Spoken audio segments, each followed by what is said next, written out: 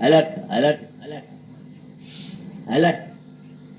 वो स्वामी जी समझ गए, ये तो दिखावा करने वाला केवल अपने को दिखलाना चाहता है, इसलिए भगवान को अलग अलग बता रहा। और तब उन्होंने कहा, थोड़ा फटकार करके कहा, क्या अरे भाई, तुलसी अलग ही कालक है, अगर वो अलग है तो क्या देखोगे?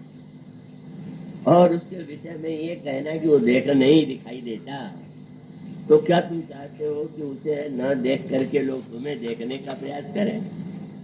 और इसलिए उन्होंने कहा कि बस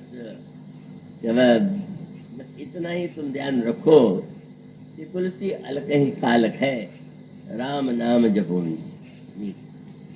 राम नाम जपो मीत का अभिप्राय यह है कि अगर एक बार हम यह सत्य समझ लें कि भगवान के रूप तो अनंत है, गुण भी अनंत है, लीला भी अनंत है, और भगवान की सभी लीलाएं अनेक अनेक भक्तों के अंतःकरण में भगवान के जैसे रूप का दर्शन होता है, उनकी लीला का दर्शन होता है, उस प्रकार का वो वर्णन करते हैं।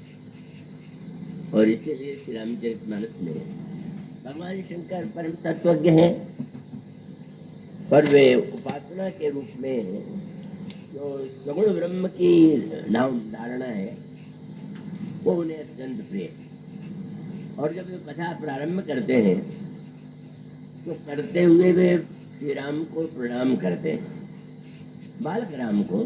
शंकर जी ने यही कहा कि बन्नो बाल रूप सोई रामू, सब सिद्धि सुलभ जपति जिसु नामू। और उसके साथ साथ जो वाक्य उन्होंने कहा, इसका अर्थ क्या है कि जब उन्होंने राम को बालक के रूप में देखा और बालक के रूप में देख करके आनंदित हुए प्रणाम किया, यही समस्या तो श्री भक्त में जो सती थी उनकी समस्या क्या थी? भगवान को जब उन्होंने बाल रूप में भगवान मुस्कुराते हैं और वनवासी रूप में जनक नंदिनी के विरह में रोते हुए दिखाई देते, और उस दृश्य को जब शंकर जी ने देखा, उनके मुंह से निकल पड़ा, जय सच्चिदानंद जग पावन, हे सच्चिदानंद, हे प्रभु आपकी जय हो। सती आश्चर्यचकित हो गई। भगवान शंकर जगत वन्य हैं, सब देवता और मुनि उन्हें प्रणाम करते हैं, उन्होंने एक राजा के पुत्र को, और वो भी जो रो रहा है, पत्नी को चारों ओर ढूंढ रहा है, उसे प्रणाम कैसे कर दिया? पर शंकर जी भगवान की प्रत्येक लीला का आनंद लेते हैं। कोई ऐसी घटना नहीं घटित होती जिसे भगवान शंकर न देखते हो। बालक रूप में देख करके उनकी लीला का भी आनंद लेते हैं। और जब विवाह का प्रसंग आता है और देवता श्री राम का विवाह देखने के लिए चलते हैं, तो विवाह देखने के लिए चलते हुए उनके साथ बड़ा समूह है, और ब्रह्मा जी सबके अधिक पूज्य है। ब्रह्मा के मन में एक प्रकार का गौरव था, एक प्रकार का अभिमान। व्यक्ति वस्तु के साथ साथ अपने आप को महत्व देना नहीं भूलता। देखा जाता है, अगर आप आयोजन स्वयं करें तो आपको आनंद आता है, और दूसरे आनंद के द्वारा आयोजन होने पर कुछ लोगों को बुरा भी लग जाता है, कुछ को अच्छा भी तो थोड़ा ही लगता है। तो उसका अभिप्राय है कि हम प्रत्येक वस्तु का आनंद पाने के लिए अपना मैंपन जोड़ देना आवश्यक मानते हैं। ब्रह्मा बड़े प्रसन्न थे। यह विवाह उस जनकपुर में हो रहा है जो मेरी सृष्टि की रचना का एक भाग है, एक नगर है। मेरा यह विश्व, यह ब्रह्मांड, और उसमें श्री राम सीता का विवाह। लेकिन जब ब्रह्मा वहां पहुंचे और खोजने लगे, तो उन्होंने जो शब्द हमारे रामायण में आए, विधि भयउ आश्चर्य विसखी निज करनी कछु कतहु न देख। ब्रह्मा को एक वस्तु भी जनकपुर में ऐसी नहीं थी कि जिन्हें यह लग रहा हो कि ये मेरी। बड़े चकित हो गए। शंकर जी ने व्यंग भरी दृष्टि से देखा और बहुत बहुत बढ़िया भाव उनके हृदय में आया, मानो उन्होंने ब्रह्मा को यह संकेत किया कि आप यहाँ क्यों आए हुए हैं। सीता जी और श्री राम का विवाह, क्या आपने विवाह नहीं देखे? इस विवाह में आने का कोई उद्देश्य तो दूसरा है ना। और तब उनका तात्पर्य था कि यहाँ भगवान राम और सीता जी को देखने आए कि अपनी करनी देखने आए। यहाँ तो आपको अपनी करनी भूलना चाहिए और ये लगना चाहिए कि मैं व्यर्थ अभिमान पालता हूँ, रचना मेरी नहीं। शिव समझाए देव सब, जरि आचर्य बुलाहो, हृदय विचारो धीर धरी, ये रो वीर विवाह। बालक राम के क्रीड़ा का आनंद लेते हैं। जब वो दूल्हा बन करके उनका विवाह होता है तो भी वहां पर दर्शन के लिए पहुंच जाते हैं। वन में भी श्री राम का वे दर्शन करते हुए सती के प्रसंग में अभी मैंने कहा चित्तानंद कह करके प्रणाम करते हैं। और जब लंका में युद्ध होने लगा तो पार्वती जी ने कहा, इतने मीठे दृश्य के बाद आप युद्ध जैसी भयानक वस्तु तो नहीं देखते होंगे। उन्होंने जो वाक्य कहा बड़ा आनंदित अर्थ युक्त है, और वो यही है कि हम हूँ, नहीं पार्वती, मैं भी वहां था। हम उमा रहे तेई संगा, मेरे साथ और देवता भी क्या देख रहे थे। बोले पहले उनकी बाल लीला देखी, अब युद्ध लीला देखी। नाटक तो नाटक है, उनका देखत राम चरण रंगा। श्री राम के चरित्र का जो दिव्य आनंद है, वे जब बालक बन जाते हैं, जब वो लंका वन में भ्रमण करते हैं और जब लंका में युद्ध करते हैं, और उसके पश्चात ये जब देवता बधाई देने के लिए आए थे, तो देवताओं का जैसा स्वभाव है गोस्वामी जी ने लिखा भी, आए देव सदा स्वरथी, वचन कहे जरूर परमारथ। बोलते हैं तो ऐसा लगता है कि ये तो बहुत दूसरों का कल्याण चाहते हैं, पर है तो सारथी। भगवान राम की स्तुति ऐसे सुंदर शब्द चुन चुन करके करने लगे, बड़ा आश्चर्य हो रहा था देवताओं को। इतनी बधाई देने वालों की भीड़ में शंकर जी नहीं दिखाई दे रहे, क्यों नहीं आए? तो जिसकी जैसी वृत्ति होती अर्थ ले लेता। किसी ने कह दिया कि रावण का उनका शिष्य था, इसलिए सिख से के मरने पर शोक मना रहे होंगे, इसीलिए नहीं आए। लेकिन जब देवता स्तुति करके चले गए तो चले जाने के बाद श्री राम आए, तब भगवान शंकर आए।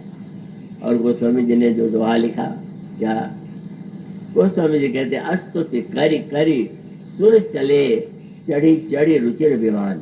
बहुत सुंदर सुंदर विमान, और उस विमान पर बैठ करके देवता अपने अपने लोकों में गए। और तब अगला वाक्य क्या है, देख सुअवसर राम पह, आए स्तंभ सुजान।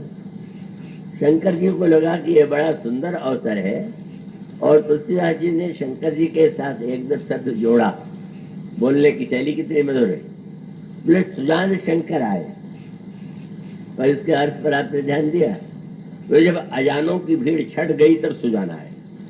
ये सब खड़े जितने अजान थे वो बड़ी बड़ी बातें बना रहे हैं, तो नहीं ये। और वहां पर बड़ी सुंदर स्तुति करते, मामी रक्षय कुल नायक, जटवर चाप सर सहायक, वह लीला और भगवान की स्तुति। और उसके बाद आप पढ़ते हैं क्या, भगवान शंकर ने ये कहा कि मैं मांगना तो चाहता हूँ, लेकिन ऐसा लगता है कि वनवासी रूप में आपसे मांगना कुछ अच्छा नहीं। तो अब एक ही उपाय है, मैं आगे से सूचना आपको दे दूं। प्रेनाथ जमहि कौशलपुरी, कोई तिलक तुम्हार, तो कृपा सिंधु में आऊब, देखन चरित द्वार। जब आप सिंहासन पर विराजमान होंगे तब आपका चरित्र देखने आएंगे।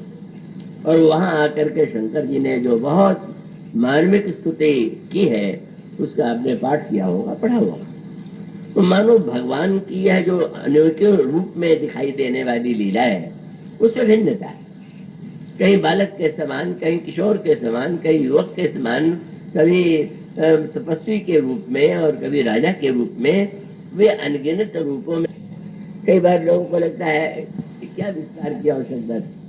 तो आपने प्रसिद्ध व्यंग सुना ही होगा कि एक व्यक्ति ने जो बड़ा गंवार स्वभाव का था, उसने तुलसीदास जी की रामायण पढ़ते हुए यही कहा कि समझ में नहीं आता कि इनको इतना बड़ा पोथा लिखने की क्या जरूरत। रामायण तो 3 वाक्यों में ही लिखी जा सकती थी। क्या?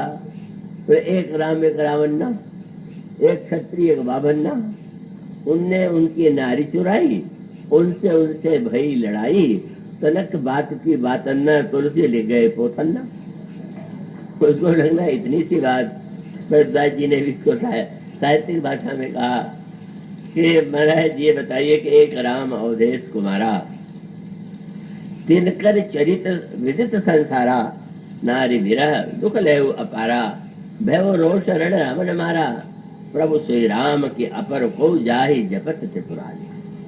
मन उसका अभिप्राय यह है कि यार संक्षेप करना चाहे तो पोथन्ना की जगह पर 3 ही पंक्ति पढ़ डालिए, और अगर आप उसको पढ़ना चाहें और समझ करके पढ़ें, हृदय में उसकी अनुभूति करें, तो आपको इतना अधिक आनंद और प्रेरणा प्राप्त हो सकती है, इसमें कोई संदेह नहीं। और इसका अभिप्राय यह है कि वस्तुतः एक ही प्रभु अनगिनत रूपों में, भिन्न भिन्न अवतारों में, एक अवतार में भी अनेक रूपों में व्यक्त होते हैं। उनकी लीला अद्भुत होती है और सभी लीलाएं बड़ी आनंदमय। पर ये आवश्यक नहीं है कि प्रत्येक व्यक्ति को एक ही प्रकार के लीला में समान आनंद आवे। किसी को कुछ लगता है अच्छा, किसी को कुछ अच्छा लगता है। तो शंकर जी समस्त रूपों को देखने के बाद भी श्री राम के जिस रूप की उपासना करते हैं, ध्यान करते हैं, उसे हम कहते हैं बंदो बाल रूप श्री राम। मैं तो बालक रूप में जो श्री राम है उनकी वंदना करता हूँ। शिष्य को हम देखें तो देखते हुए हमारे अंतःकरण में जो आना चाहिए। प्रातः काल वो सोरा कौन सा है? अरे मोह निशा सब सो निहारा, देख ही सपन अनेक प्रकारा, और जागना किसे कहते?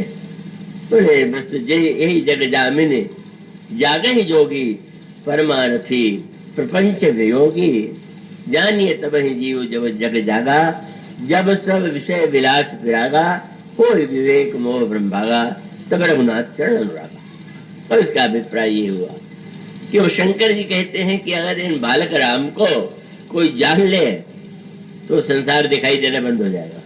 माने कहो जनकपुर के जो दूतों का प्रश्नोत्तर चल रहा था, उसमें अंतिम प्रश्न दूतों से महाराज श्री जनक ने ये पूछा, दशरथ ने पूछा कि आपने अपने मेरे पुत्रों को देखा, आंखों से देखा, अच्छी तरह देखा, इसका क्या प्रमाण है? और उन्होंने इतना सुंदर उत्तर दिया, मैं क्या बताऊं, आप पूछ रहे कैसे देखा? बस ये समझ लिया कि उनको देखने के बाद दिखाई देने बंद हो गया। ये उन्होंने कहा बस ना देव देखी तब बालक दो, अब आंख तर आवत को। जब व्यक्ति को वह दृष्टि प्राप्त हो जाती है तब उसको विविध रूपों में भगवान की क्रीड़ा दिखाई देने लगती है। सब रूपों में भगवान दिखाई देने लगते हैं। कब वो व्यक्ति स्वप्न को सत्य मान करके मन के द्वारा बनाई गई अपनी कल्पना से दुखी सुखी हो रहा है। और शंकर जी कहते हैं बालक राम को देख करके कैसा अनुभव होना चाहिए, जिसको जान लेने पर संसार खो जाए। और इसीलिए जब वो बाल लीला करते हैं, श्री राम जब बालक के समय लीला करते हैं तो देखने वालों को अलग अलग प्रकार की अनुभूति होती है। आप बच्चे से कितना प्यार करते हैं, बच्चों को गोद में कैसा खिलाते हैं, आपको अच्छा लगता है? अब जब भगवान ये श्री रामभद्र दशरथ जी गोद में लेकर के निकलते हैं, वो स्वामी जी के ग्रंथों में ग्रंथ कवितावली रामायण है, उसमें उन्होंने कहा जब महाराज दशरथ निकले द्वार पर तो सखी ने दूसरी सखी को बताया, क्या बोले आज मैंने एक अनोखा दृश्य देखा। और वो था कि ये जो राजा थे वो गोद में लेकर के निकले, और निकलने के बाद फिर क्या हुआ, अवलोक हो सोच विमोचन को। जब मैंने उन्हें देख लिया तो देखने का परिणाम हुआ कि अवलोक हो सोच विमोचन तो ठगी सी रही, मैं ठग ली गई। किसी ने कहा ये तो बड़े धोखे की बात हो गई। जो ठगा जाए वो तो बुद्धिमान नहीं माना जाता। उस भावनामयी नारी ने कहा कि जो ठगे नहीं जाते उन्हें धिक्कार। ठग से न रहे धिक से, जो नहीं ठगे गए वो धिक्कार के पात्र है। उसका अभिप्राय क्या? ठग आपकी वस्तु ही चुरा करके ले जाता है तो कष्ट होता है, पर अगर भगवान अपने सौंदर्य के द्वारा आपका मन चुरा ले तो जिसके द्वारा दुख सुख होता वही चला गया, उसकी चोरी हो गई। और तब कितना कहते वो जो दर्शन का आनंद है अवलोके वो शोक विमोचन को ठगी सी रही जैन ठगे दिक से तुलसी मनोरंजन रंजित अंजन। भगवान के आंखों में अंजन लगा हुआ था। बालक की आंखों में पुरानी परंपरा थी अंजन लगाने की। अंजन देख करके शंकर जी को बड़ी हंसी आई।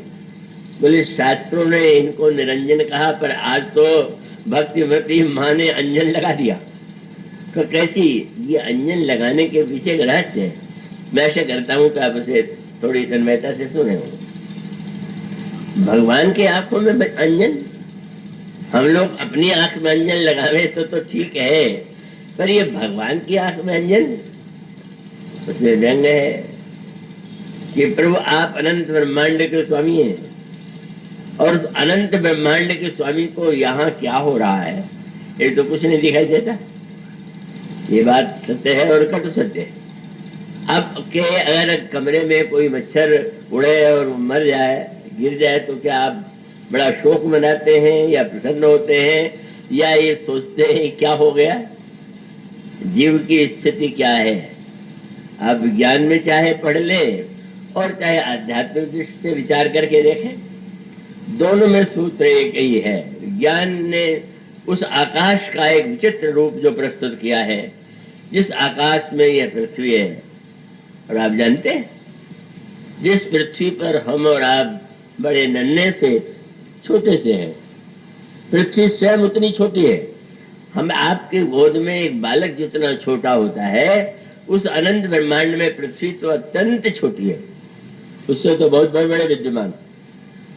वहाँ अनेक सूर्य हैं, अनेक चंद्रमा हैं, अगणित रवि शस्य शिव चतुरानन बहु सरित सिंधुगर कानन।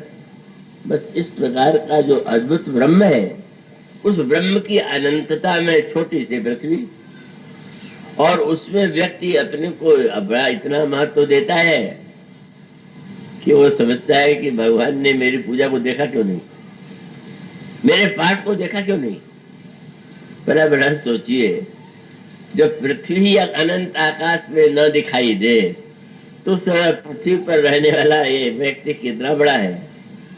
और इसीलिए तो जब वो व्यंग आपने सुनाई होगा कि एक सज्जन बड़े गौरव से किसी महात्मा को लेकर के गए और वो उनको ने अनेक जो कार्य किए थे, रचनाएं की थी, भवन बना था, उसे दिखाया। और दिखाने के बाद उनके मन में इच्छा थी कि स्वाभाविक है जब आप कोई किसी को वस्तु दिखाते हैं तो चाहते हो प्रशंसा करें। विश्वामित्र जी को भी महाराज जनक लेकर के गए और उस धनुष यज्ञ के मंडप को श्री राम ने देखा तो गोस्वामी जी ने कहा भरी रचना मुनि सन नृपक है वो, तो राजा मुदित परम सुख ले। जब विश्वामित्र जी ने कहा कि रचना तो बहुत सुंदर है तो महाराज जनक जो है परम प्रसन्न हुए। क्यों हुए? जनक महानतम वेदांती और दूसरी ओर ये जो सामने विश्वामित्र हैं वो भी राजर्षि है। मानो उनका अभिप्राय था रचना इसलिए अच्छी है, इसी में तो भक्ति और भगवान का नियम का मिलन होगा, यही तो अहंकार खंडित होगा। जिस रचना का उद्देश्य अहंकार को मिटाना हो, हमारे अंतःकरण को शुद्ध होना हो, उससे बढ़कर सुंदर क्या हो। लेकिन साधारण व्यक्ति तो उस दृष्टि से देखता नहीं, वो तो ये चाहता है कि उसकी वस्तु को देख करके लोग जो है प्रशंसा करें। ग्रंथ मैं नहीं जानता उसमें सुना है कि नहीं, अभी एक बड़ा सा ग्रंथ मेरे प्रति स्नेह प्रकट करने के लिए और वो जो अमृत महोत्सव मनाया गया था उसमें उसके लिए छापा गया। वो ग्रंथ है मेरे पास जब लाया गया, मैंने तो पहले पढ़ा भी नहीं था, देखा भी नहीं था। दिखाया गया तो वो आशा करते थे कि प्रशंसा करेंगे कि बहुत सुंदर ग्रंथ है। मैंने यही कहा कि ये ग्रंथ तो बहुत दुख लोगों को देगा। ऐसा क्यों कह रहे महाराज?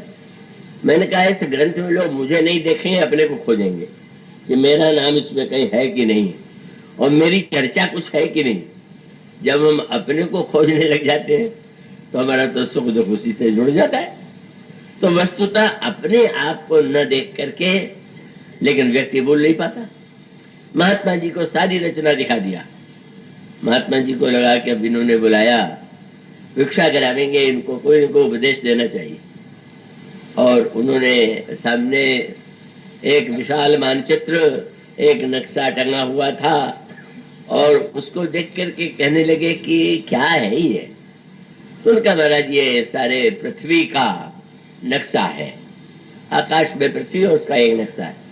अच्छा, तो ये अलग अलग रंग में क्या है? अलग अलग देश है। इसमें भारत, तो भारत छोटा सा एक रंग में रंगा हुआ। फिर पूछा ये छोटे से जब जब वो देख चुके तो उन्होंने कहा कि इसमें बम्बई कहाँ? महाराज इसमें तो बम्बई एक बिंदु के समान है, उसका और कोई विशेष विवरण थोड़ी। उन्होंने कहा कि जब बम्बई में ही तुम्हारा महत्व नहीं है तो सारे ब्रह्मांड में तुम्हारा क्या महत्व है? फिर तुम सोचो तुम क्या हो। तो वस्तुतः अगर ईश्वर की, कई बार लोग जो प्रश्न करते हैं उसका उत्तर बड़ा कड़वा, कि क्या इतनी घटनाएं होती हैं, क्या उन्हें भगवान देख रहे हैं? ऐसा मानना उपयोगी तो है, पर भगवान यदि उसे देख रहे हो तो फिर तो वह कुछ नहीं होना चाहिए। और तो उसका सूत्र यही है कि निरंजन अपनी दृष्टि से उसे देखता है, और उसकी अपनी दृष्टि में वो ब्रह्मांड कुछ है ही नहीं। और जब है नहीं तो उसमें क्या घटना घटित हुई, कितनी दुखद थी, उसको उसकी अनुभूति नहीं होती। अवतारवाद माने भगवान को, भक्तों को जब ये लगा कि ये तो भगवान ऊपर बैठे हुए सारे ब्रह्मांड को इतना तुच्छ रूप में देख रहे हैं, दिखाई नहीं दे रहा, तो इनको नीचे उतारो। नीचे उतार लिया। और नीचे उतारने के बाद कौशल्या जी कौन है? ये भी भक्त का है रूप। कौशल्या में अम्बा ने अंजन क्यों लगा दिया? बोले अभी तक तुमने अपनी आंखों से, अपनी दृष्टि से ब्रह्मांड को देख, अब हमारा काजल लगा के जरा देखो हम लोगों की क्या दशा है। मानो भगवान के आंखों में वह दृष्टि ला देना तो हमारी तरह बन जाए। इसलिए भगवान को सबसे पहले जो संसार में शिक्षा मिली और रोने की, उसका अभिप्राय आप तो कभी रोते नहीं, पर इस रोतों की भीड़ में अगर आप चाहते हैं इनका आप उतर आए हैं तो आप जरा हमारी दृष्टि से तो देखिए, अपनी दृष्टि से नहीं। अवतारवाद का मूल सिद्धांत है भगवान को हम ऊपर से नीचे उतारते हैं। और जैसा मैंने कहा, जब निरंजन को अंजन लगा दिया गया और उस अंजन के बाद उसने ब्रह्म सृष्टि को देखा तो सृष्टि का सुख, सृष्टि का दुख, पीड़ा वो दिखाई देने लगी। किस तरह से उन्होंने अपनी लीलाओं के द्वारा उन समस्याओं का समाधान किया। आप इसका पाठ करते हैं, इसका श्रवण करते हैं, इसलिए जो आप ले वो आपके लिए कल्याणकारी हो। इसलिए राम अनंत अनंत गुण अमित कथा विस्तार भगवान की अनंत कथा है। आपने एक रूप सुना, आगे भी कुछ चर्चा कल से होगी। बोलिए श्री राम।